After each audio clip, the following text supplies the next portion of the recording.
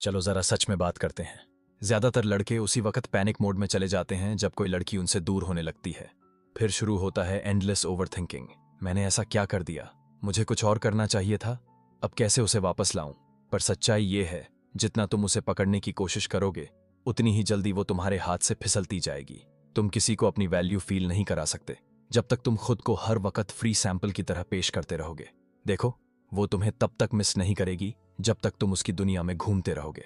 वो तुम्हें तब मिस करती है जब तुम बिना किसी एक्सप्लेनेशन के डिसअपियर हो जाते हो, जब तुम वो रोल प्ले करना छोड़ देते हो जो उसने तुम्हें साइलेंटली दे दिया था।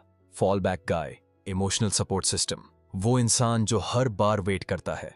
अगर तुम चाहते हो कि वो तुम्हारी एब्सेंस को फील करे तो तुम्हें ऐसा इंसान बनना होगा जिस तक उसकी पहुंच ही ना हो, जो प्रिडिक्टेबल ना हो, जिसे वो कंट्रोल ना कर सके। और इस वीडियो में मैं तुम्हें बताने वाला हूं वो सच्चे रीजंस जिनकी वजह से कोई लड़की तुम्हें सच में मिस करने लगती है। ना कि कोई फेरी टेल वर्जन, बल्कि वो कड़वी और रॉ सच्चाई जो अक्सर लोग एक्सेप्ट नहीं करना चाहते।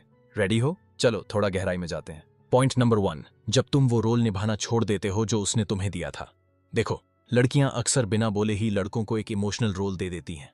तुम बन जाते हो वो सेफ लड़का, हमेशा अवेलेबल रहने वाला, वो इंसान जो रात के 2 बजे भी फोन उठाएगा। और जब तक तुम वो रोल प्ले करते रहोगे उसे तुम्हारी कमी कभी महसूस नहीं होगी। शिफ्ट वहीं से शुरू होता है, जब तुम उस रोल से पूरी तरह बाहर निकलते हो। ना किसी गुस्से में, ना कोई ड्रामा करके, बस इसलिए क्योंकि अब तुम्हें खुद की वैल्यू समझ में आने लगी है। तुम समझ गए हो कि किसी का इमोशनल कुशन बनना तुम्हारी आइडेंटिटी नहीं है। अब तुम उसकी हर छोटी अटेंशन क्रम्स पर रिएक्ट करना बंद कर देते हो, उसका नाम सुनते ही एक्साइटेड होना छोड़ देते हो, और यहीं से बैलेंस बिगड़ने लगता है।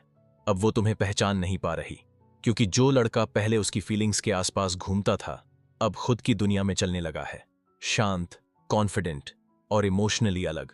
यही कंफ्यूजन उसका पहला रिएक्शन होता है, क्योंकि अब तुम उसकी कहानी का पार्ट नहीं हो, तुम अब अपनी खुद की कहानी के लीड बन गए हो। पॉइंट नंबर 2, तुम्हारी एनर्जी अब उसकी तरफ झुकती ही नहीं। असली अट्रैक्शन दिखावे से नहीं, एनर्जी से होती है। और लड़की तुम्हारी आवाज से ज्यादा तुम्हारी एनर्जी को फील करती है। जब उसे लगता है कि तुम अब भी उसकी ओर ध्यान दे रहे हो, जैसे उसकी प्रोफाइल चेक करना, स्टोरीज पर रिएक्ट करना, लाइक्स देना, तो उसे एक सेंस ऑफ कंट्रोल मिलता है। पर जैसे ही तुम्हारी एनर्जी हटती है वो नोटिस करती है, अब तुम वहां नहीं हो जहां वो तुम्हें एक्सपेक्ट करती थी। तुम अब रिएक्ट नहीं कर रहे, तुम रीचेबल नहीं लगते, तुम्हारा वाइब बदल जाता है। तुम ज्यादा फोकस्ड हो, ज्यादा क्लियर हो, थोड़ा दूर दूर से लगते हो। और यही एनर्जी डिटैचमेंट किसी भी साइलेंट ट्रीटमेंट से कहीं ज्यादा लाउड होता है। ये एक्ट नहीं है, ये सच में अब खुद को बेंड ना करना है। अब तुम एनर्जेटिकली अवेलेबल ही नहीं हो, और लड़की के लिए ये एक ऐसा लॉस होता है जिसे डिफाइन करना मुश्किल है, लेकिन इग्नोर करना नामुमकिन। पॉइंट नंबर 3, अब तुमने अपनी कहानी खुद लिखनी शुरू कर दी है। अधिकतर लड़के क्या करते हैं, ब्रेकअप होते ही खुद को एक पीड़ित की तरह डिफाइन करने लगते हैं। उसने मुझे छोड़ा, अब मैं हीलिंग कर रहा हूं। लेकिन सोचो जरा, अगर तुम पूरी कहानी ही रिवायर कर दो, क्या होगा अगर तुम उसकी रिएक्शंस के हिसाब से जीना छोड़ दो और खुद की कहानी लिखना शुरू करो।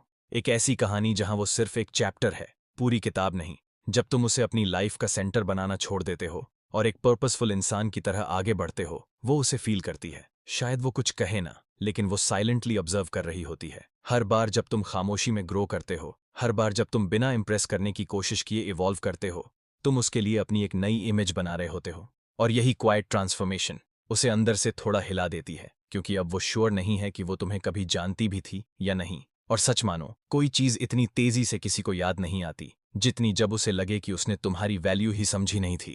पॉइंट नंबर 4, अब तुम इमोशनली डिकोड नहीं होते। एक टाइम था जब वो तुम्हें एक खुली किताब की तरह पढ़ सकती थी। एक नजर, एक मैसेज, तुम्हारी आवाज का टोन, और वो समझ जाती थी तुम कैसा फील कर रहे हो। और वही प्रिडिक्टेबिलिटी उसे कंट्रोल देती थी। लेकिन अब जब वो तुम्हें समझ नहीं पाती, जब तुम खामोशी से मूव करते हो, जब तुम्हारी इमोशंस अनरीडेबल हो जाती हैं, जब तुम्हारे वर्ड्स कम और इंटेंशनल हो जाते हैं, वो कहानी से अपना ग्रिप खो देती है। अब उसके मन में क्वेश्चंस उठते हैं, क्या वो मुझे भूल गया? क्या उसे मेरी याद आती है? क्या उसकी लाइफ में कोई और है? और क्योंकि अब उसके पास तुम्हारे इमोशनल वर्ल्ड तक कोई एक्सेस नहीं है, हर सवाल ज्यादा तेज गूंजता है। तुमने एक्सप्लेनेशंस देना छोड़ दिया है, रिएक्शंस देना बंद कर दिए हैं। अब तुम रीडेबल नहीं रहे, और यही अनसर्टेनिटी जहां से उसका माइंड स्पाइरल करता है और उसका दिल मिस करना शुरू करता है उस इंसान को जिसे अब वो समझ ही नहीं पा रही। पॉइंट नंबर 5, अब तुम उसे दिखाते हो कि अनबॉदर्ड होना क्या होता है। साइलेंट होना एक बात है, लेकिन अनबॉदर्ड रहना वो असली पावर है। ज्यादातर लड़के चुप होते हैं बस इसलिए कि लड़की कोई रिएक्शन दे, पर जो आदमी सच में अनबॉदर्ड होता है उसकी एनर्जी ही अलग होती है। ना ये कोई टैक्टिक है, ना कोई ईगो ट्रिप, ये शांति है। ऐसी पीस जो उसके मैसेज ना आने से भी डिस्टर्ब नहीं होती, उसके माइंड गेम्स या वापसी से भी नहीं।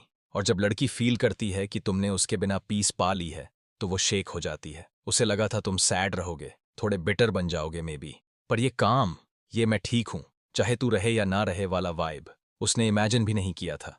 ऐसी इमोशनल बैलेंस बहुत रेयर होती है, और जब उसे समझ आता है कि अब वो तुम्हारी पीस डिस्टर्ब नहीं कर सकती, वो सोचने लगती है कि उसने कभी ये पावर सोची ही क्यों थी। पॉइंट नंबर 6, अब तुम उसका बैकअप प्लान नहीं रहे। सच बोले, कुछ लड़कियां लड़कों को प्यार से नहीं बल्कि कंफर्ट से पास रखती हैं, ताकि जब कोई और ना हो तुम वहीं खड़े रहो, ready to support just in case. वो डेट करेंगी, फ्लर्ट करेंगी, आगे बढ़ेंगी, लेकिन उन्हें ये लगता है कि तुम स्टैंड बाय पर हो, इमोशनल इंश्योरेंस बस। पर जब उसे एहसास होता है कि अब वो डोर बंद हो चुका है, तुम्हारे रिस्पॉन्सेज अब ठंडे या नॉन एग्जिस्टेंट हैं, तुम्हारी वाइब कहती है मैं इस फेज से आगे बढ़ चुका हूं, तभी उसे पैनिक होता है। अब वो वापसी नहीं कर सकती, अब वो उस फेमिलियरिटी पर लीन नहीं कर सकती। तुम नाराज नहीं हो, बस डन हो। और तब उसे असली रिग्रेट होता है, उस चीज का जो उसने कभी खोने की उम्मीद ही नहीं की थी, तुम्हारी अवेलेबिलिटी। पॉइंट नंबर 7, अब तुम्हारी जिंदगी रिफ्लेक्ट करती है वो सब जो उसने इग्नोर किया था। ये सबसे डीप लगता है जब लड़की देखती है कि तुम ग्रो कर रहे हो, लेकिन कोई फेक इंस्टाग्राम वाला ग्लो अप नहीं बल्कि असल में चेंज हो रहे हो, तो उसे अपनी जजमेंट पर डाउट होने लगता है। तुम अब शार्पर हो, ज्यादा इंटेंशनल हो, तुम्हारे आसपास के लोग बेटर हैं, और तुम्हारा ऑरा अब बदल चुका है। और ये सब उसके जाने के बाद हुआ। अब जो तुम बन गए हो वो एक रिफ्लेक्शन है उस इंसान का जिसे उसने देखा ही नहीं। शायद अब कोई और लड़की देख रही है, शायद अब पूरी दुनिया देख रही है, पर उसने नहीं देखा, और यही बात उसे अंदर तक हिला देती है।